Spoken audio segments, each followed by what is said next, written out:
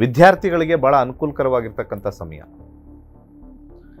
ವಿದ್ಯಾರ್ಥಿಗಳಿಗೆ 9ನೇ ಮನೆ ಆಗಿರ್ತಕ್ಕಂಥದ್ದು ಉನ್ನತವಾಗಿರ್ತಕ್ಕಂಥ ವಿದ್ಯೆಯನ್ನು ಪಡೆಯಲು, ಹೈಯರ್ ಎಜುಕೇಷನ್ ಉನ್ನತ ಶ್ರೇಣಿಯನ್ನು ಪಡೆಯಲು ಭಾಳ ಅನುಕೂಲ. ಆದರೆ ಈ ಸಾಮಾನ್ಯ ಈ ಹೈಸ್ಕೂಲು, ಈ ನಾರ್ಮಲ್ PUC ಕಾಲೇಜು ಹೋಗ್ತಕ್ಕಂಥವ್ರಿಗೆ ಸ್ವಲ್ಪ ಆಲಸ್ಯ ಹೆಚ್ಚಾಗ್ತಕ್ಕಂಥ ನಂಬರೇ 9ನೇ ಮನೆ. ಆಲಸ್ಯ ಹೆಚ್ಚಾಗುತ್ತೆ. ಆದರೆ ಅದಾದಮೇಲೆ 9 ಆಲಸ್ಯ ಮುಗಿದ ಮೇಲೆ ಬರ್ತಕ್ಕಂಥದ್ದು ಅಂದರೆ ಹೈಯರ್ ಸ್ಟಡೀಸ್ಗೆ ಡಿಗ್ರಿ ಆದ ನಂತರ ಬರ್ತಕ್ಕಂಥ 9ನೇದು ಉತ್ತಮ. ವೃತ್ತಿಯಲ್ಲಿ 9ನೇ ಮನೆ ಏಳಿಗೆ ಕೊಡಲ್ಲ. ತುಂಬ ಜನ ಹೇಳ್ತಾರೆ 9ನೇ ಮನೆ ಭಾಗ್ಯ, ಲಕ್ ಅಂತ. ಪರಾಶರ ಪ್ರಕಾರ ಇಲ್ಲ. ಪರಾಶರ ಏನಾದ್ರು ಒಂದು ಸ್ವಲ್ಪ ಆದರೂ ಸಿಗಬಹುದು ಅನ್ನೋದೇ 9ನೇ ಮನೆ. ಅದನ್ನೇ ಭಾಗ್ಯ ಅಂತ ಕರೀತಾರೆ. ಇದನ್ನು ಸ್ವಲ್ಪ ಅರ್ಥ ಮಾಡ್ಕೊಳ್ಳಿ. ಲಕ್ ಅಂದಿದ ತಕ್ಷಣ ನಮಗೆ ಫುಲ್ ಅದೃಷ್ಟ ಎಲ್ಲ ಸಿಕ್ಬಿಡುತ್ತೆ. ಸಿಗಲ್ಲ. ತ್ರಿಶಂಕು ಸ್ಥಿತಿ ಅಂತ ನಾವು ಕರಿತೀವಿ 9ನೇ ಮನೆ. 9ನೇ ಮನೆ ಭಾಗ್ಯಸ್ಥಾನ ಅಲ್ಲ. ಪರಾಶರ ಹೇಳಿರ್ತಕ್ಕಂಥ ವಿಚಾರದಲ್ಲಿ ಸರಿಯಾಗಿರ್ತಕ್ಕಂಥ ಮಾಹಿತಿ ಪರಾಶರ ಜ್ಯೋತಿಷ್ಯರು ಯಾರು ಹೇಳ್ತೀರಾ ಆಚೆ ಕಡೆ ಪುರೋಹಿತರು 9ನೇ ಮನೆ ಭಾಗ್ಯ ಅಂತೀರ, ಅದಲ್ಲ.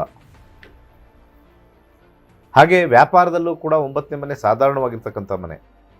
ಹೆಚ್ಚಿನ ಲಾಭಾಂಶ ಬರೋದಿಲ್ಲ. ಬದಲಾವಣೆ ಹೆಚ್ಚಾಗುತ್ತೆ 9 ಅಂತ ಬಂದಾಗ. ವೃತ್ತಿಯಲ್ಲಾದರೂ ಬದಲಾವಣೆ. ಸಾಮಾನ್ಯವಾಗಿ ವಿವಾಹದಲ್ಲಿ ಉತ್ತಮವಾಗಿರ್ತಕ್ಕಂಥ ಮನಸ್ಸನ್ನು ಇಟ್ಕೊಂಡಿರ್ತಕ್ಕಂಥದ್ದು 9ನೇ ಮನೆ. ಸೊ ವಿವಾಹದಲ್ಲಿ ಯಾವುದೇ ರೀತಿ ತಕರಾರು ಇರೋದಿಲ್ಲ. ಎಸ್ಪೆಷಲಿ ಮನಸ್ಸಿನ ವಿಚಾರದಲ್ಲಿ ಬಂದಾಗ, ಆದರ್ಶ ವಿಚಾರದಲ್ಲಿ ಬಂದಾಗ. ಆರೋಗ್ಯಕ್ಕೆ ಮೊದಲ ಆದ್ಯತೆ ಕೊಡ್ತಕ್ಕಂಥದ್ದು 5ನೇ ಮನೆ ಮತ್ತು 9ನೇ ಮನೆ ಎರಡನೇದು. ಸೊ ಆರೋಗ್ಯ ಉತ್ತಮವಾಗಿರುತ್ತೆ. ಬೇಗ ಚೇತರಿಕೆ ಆಗ್ತಕ್ಕಂಥ ಒಂದು ಮನೆ 9 ಆಗಿದೆ.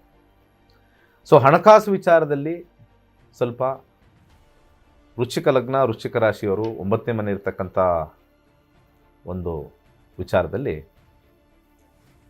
ಪುಸ್ತಕವನ್ನು ದಾನ ಮಾಡಿದ್ರೆ ವಿಶೇಷವಾಗಿರ್ತಕ್ಕಂಥ ಲಾಭ. ಯಾವುದಾದ್ರು ಪುಸ್ತಕ, ಗ್ರಂಥ ಇರ್ಬೋದು, ರಾಮಾಯಣ ಇರ್ಬೋದು, ಮಹಾಭಾರತ ಇರ್ಬೋದು, ಒಂದು ಜ್ಞಾನದ ವಿಚಾರ, ಒಂದು ಸೈನ್ಸ್ ಇರ್ಬೋದು,